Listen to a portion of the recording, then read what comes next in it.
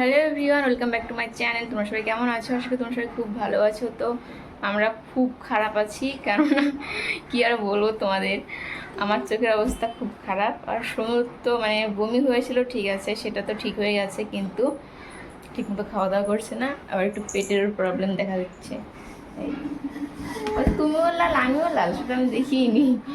আর এদিকে আমার চোখটা দেখো কিরকম ফুলে আছে, মানে ক্যামেরাতে কম বোঝা যাচ্ছে, সামনাসামনি দেখলে বোঝা যাবে বেশি। ওই দেখো সোনু আবার ওখানে উঠে বসলো বিছানায়। আসলে ওই বেলুনটা আমি সকালবেলা উঠান ঝাড়ার সময় পেলাম, বাড়ির ভিতরে ছিল। তা আমি বললাম কি ওটা হচ্ছে তোমাকে ভগবান দিয়েছে। আর বলে, আর সোনু বলছে কি মামা দিয়ে গেছে। আর হ্যাঁ ঠিক আছে। এখন কি করছে সোনু? ওরে বাবা, চুল আছড়ে দিচ্ছ তুমি? চোখটা কি ব্যথা, বাপরে, জানি না এটার কোনো ওষুধ হয় কি না।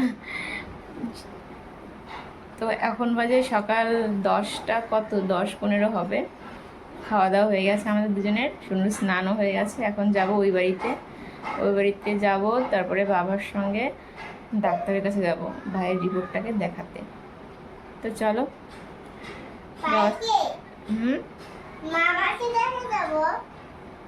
ডাক্তারের কাছে যাবো, তুমি বাড়িতে থাকবা, ঠিক আছে, দিদনদের সঙ্গে। হ্যাঁ, দিদন আর বাবার সঙ্গে থাকবা, আমি যাবো দাদুর সঙ্গে, তাড়াতাড়ি চলে আসবো।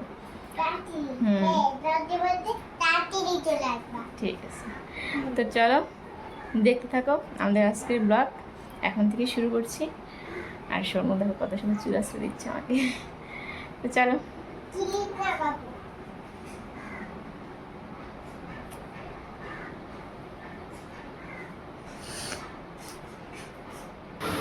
তো দেখো এখন বাজে সকাল 11:30, আর এখন আমি আর বাবা যাচ্ছি ভাইয়ের রিপোর্টটা নিয়ে।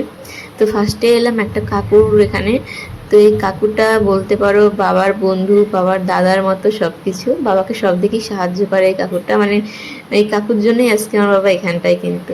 আর এই কাকুটা আমাকে এই স্কুলে এখানে ভর্তি করিয়েছিল, এই স্কুলটা দেখে, এটা না, তার সামনে একটা মানে স্কুল আছে সেখানে।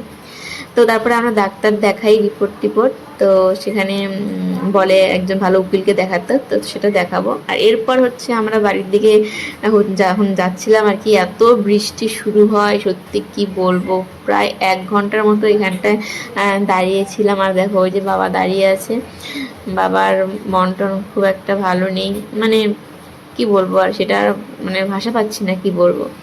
তো যাই হোক, তো প্রচণ্ড বৃষ্টি হচ্ছিল, আর প্রচণ্ড খিদেও পেয়ে গেছিলো আমাদের। তো তারপর মানে একটা চেয়ার পেলাম বসার জন্য, একটু বসে আছে। এদিকে দেখো আমার চোখটার কি অবস্থা, প্রচণ্ড ব্যথা হচ্ছিল চোখ। আর একটা হচ্ছে ঘর মোছার জন্য নিয়ে নিলাম, এটা অনেকদিন থেকে আর কি নেবো নেবো ভাবছি, নয় হচ্ছিল না, মানে বাবার বাড়ির জন্যই। তো চোখটা এত ব্যথা করছিল, তাকাতে পারছিলাম না ভালো মতো। কিন্তু আমি আজকে সারাক্ষণ প্রায় চশমাই পরেছিলাম, আমার ভীষণ লজ্জা লাগে, কিন্তু তবুও আজকে পরেছিলাম অনেক টাইম।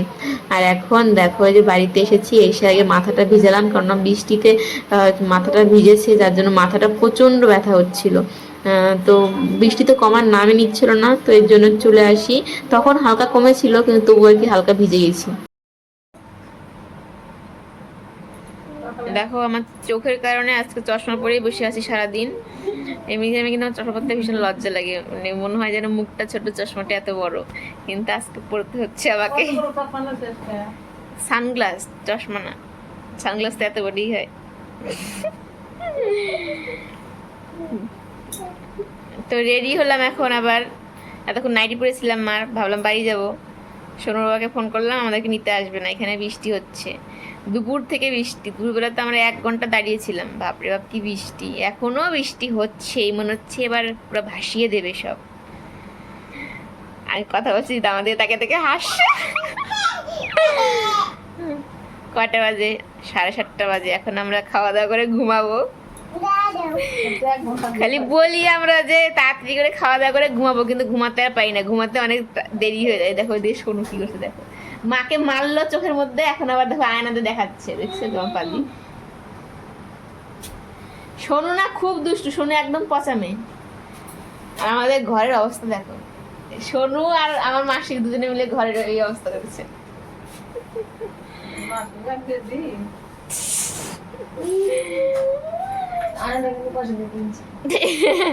সোনু মারবে আবার হচ্ছে আবার দেখবে মারার সময় মনে থাকে না।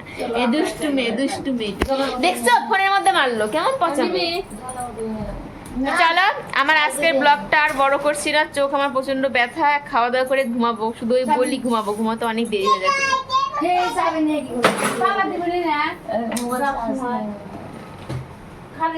চলো আজকের মতো এই পর্যন্তই রাখছি। মানে একটা কথা বলো, আমার কথা বলতে দেয় না এরা। চলো টাটা বাই, গুড নাইট।